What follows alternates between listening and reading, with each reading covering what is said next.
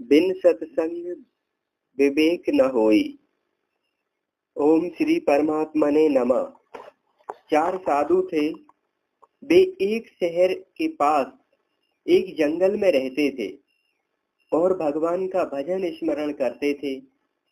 उन चारों साधुओं की अपनी अलग अलग एक निष्ठा थी। एक दिन वहां वे राजा ने अपनी स्त्री से कहा कि हमें अपने लड़के को अच्छा संत बनाना है, फिर वह चाहे राज्य करे या साधु बन जाए। रानी बोली कि महाराज, जो संतों के गुणों को अपनाना चाहता है वही संत बन सकता है, दूसरे के बनाने से कैसे बन जाएगा। आपका और मेरा उद्योग थोड़े ही काम करेगा। राजा ने कहा कि इसका एक उपाय है, सत्संग। सठ सुध रही सत्संगति पाई, पारस परस कुघात सुहाई। रानी बोली कि क्या ऐसा कोई संत है जिसके पास लड़के को भेजे। राजा बोला कि यहाँ पास के जंगल में 4 अच्छे संत रहते हैं, उनके पास लड़के को भेज देते हैं। इस प्रकार राजा और रानी बातें कर रहे थे। रात्रि का समय था। देव योग से एक चोर, जो चोरी करने के उद्देश्य से वहां आया था, छिपकर उनकी बातें सुन रहा था। उस चोर के मन में आया कि चोरी करने में तो मैं फंस भी सकता हूँ, पर साधु बन जाऊं तो काम बन जाएगा। राजकुमार आएगा और मेरा चेला बन जाएगा, फिर चोरी करने की क्या जरूरत है। चोर ने गेरू वस्त्र पहन लिए और जंगल में चला गया। उसके मन में आया कि कोई पूछेगा तो मैं क्या उपदेश दूंगा। ऐसा सोचकर वह 4 संतों में से पहले संत के पास गया और पूछा कि महाराज, कल्याण कैसे होए।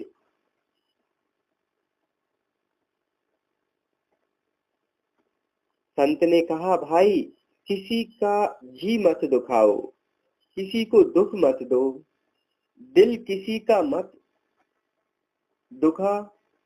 यह दिल खुदा का नूर है, मालिक का नूर है। चोर पूछा, और महाराज? संत बोले, और की जरूरत नहीं। चोर दूसरे संत के पास पहुंचा और पूछा कि महाराज, मैं कल्याण चाहता हूँ, कोई उपाय बताओ। संत बोले, कभी किंचित मात्र भी झूठ नहीं बोलना, सदा सत्य ही बोलना, चाहे गला क्यों ना कट जाए। जैसा देखा, जैसा सुना और जैसा समझा, ठीक वैसे का वैसा कह देना। सांच बराबर तप नहीं, झूठ बराबर पाप, जाके हृदय सांच है, ताके हृदय आप। वह चोर तीसरे संत के पास गया और पूछा, महाराज, मेरा कल्याण कैसे हो। संत बोले, सीधी सीधी बात है, रात दिन राम नाम का भजन करो। अब वह चौथे संत के पास पहुंचा और पूछा कि महाराज, कैसे हो कल्याण। संत बोले, भाई, भगवान के शरण हो जाओ। मन में यह बात अटल रहे कि मैं केवल भगवान का हूँ।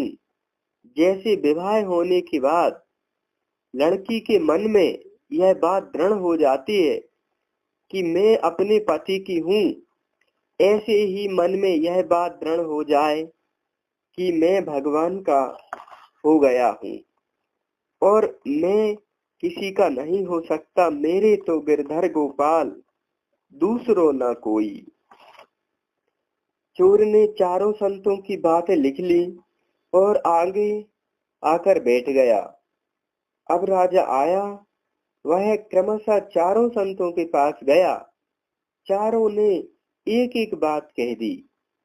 राजा ने देखा कि आगे पांचवा साधु भी बैठा है। राजा उसके पास भी गया और प्रार्थना की कि महाराज कृपा करके कल्याण की बात बताइए। वह साधु भेषधारी चोर चुपचाप ध्यान में बैठा रहा, कुछ बोला नहीं।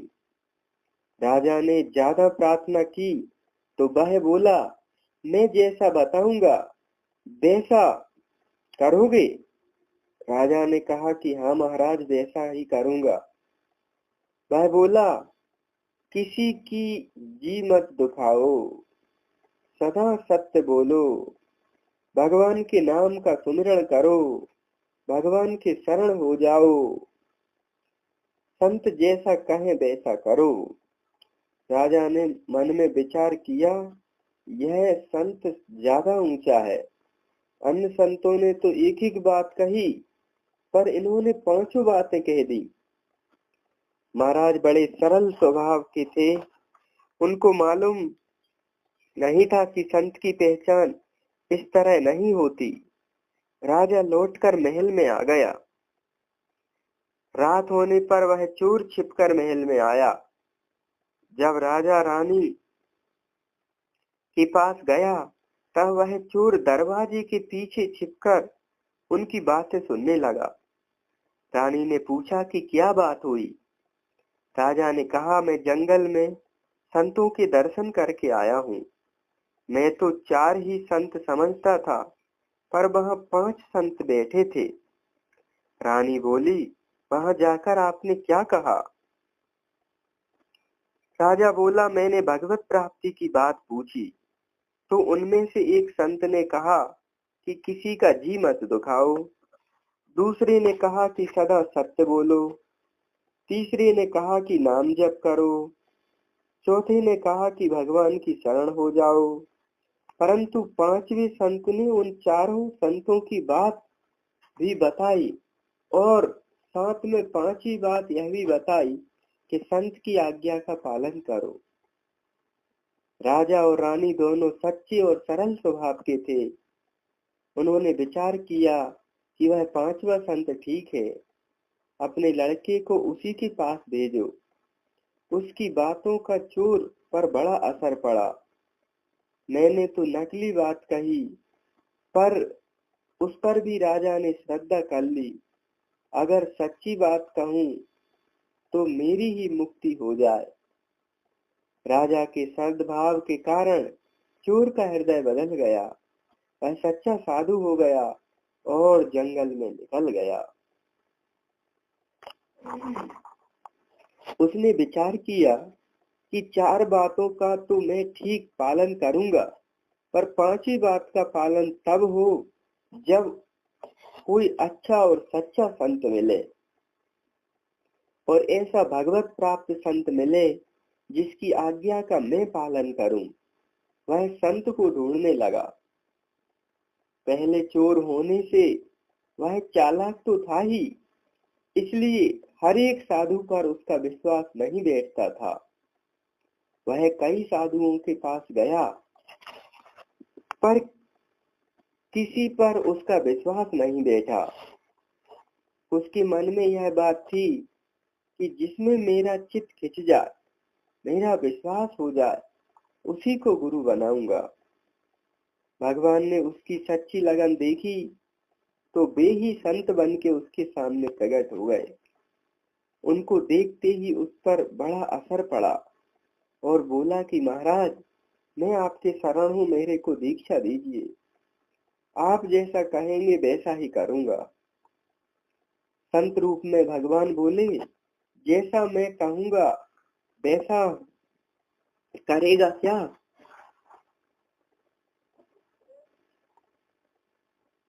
सच्ची बात कहता है ना? वह बोला, हाँ महाराज, बिल्कुल सच्ची बात कहता हूँ। भगवान बोले, तो फिर पहले एक काम करो, पीछे तुम्हें ज्ञान देंगे। जो किसी का जी नहीं दुखाता उसका सिर काट कर लाओ। और जो नाम जप करता है उसका सिर काट कर लाओ, और जो भगवान की शरण है और उसका सिर काट कर लाओ। ये 4 सिर काट कर लाओ, तब तुम्हें दीक्षा देंगे। उसने सोचा कि ये चारों तो एक ही तरह बैठे हैं, काम आसानी से बन जाएगा। वह तलवार लेकर भागा भागा गया। रास्ते में ही विचार आया कि मैंने व्रत लिया है, किसी का जी नहीं दुखाऊंगा। पर जी दुखाना तो दूर रहा, मैं तो गला काटने जा रहा हूँ। यह काम मेरे से नहीं होगा। उसमें सद्बुद्धि आ गई। वह भागा भागा पीछे आया। भगवान ने पूछा, ले आया क्या? वह बोला, हाँ ले आया हूँ। भगवान बोले, कहाँ है? वह बोला, मेरे सिर में चारों बातें हैं।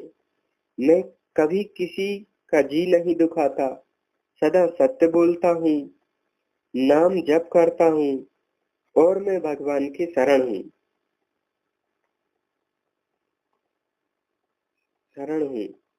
नाम जप करता हूँ, ये चारों बातें मेरे में हैं, अतः मैं अपना ही सिर काटकर आपको देता हूँ।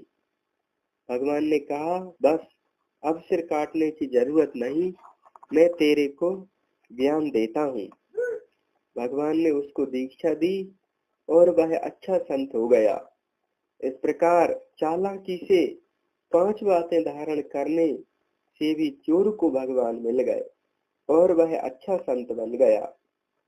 अगर कोई अच्छे हृदय से 5 बातें धारण कर ले तो फिर कहना ही क्या है।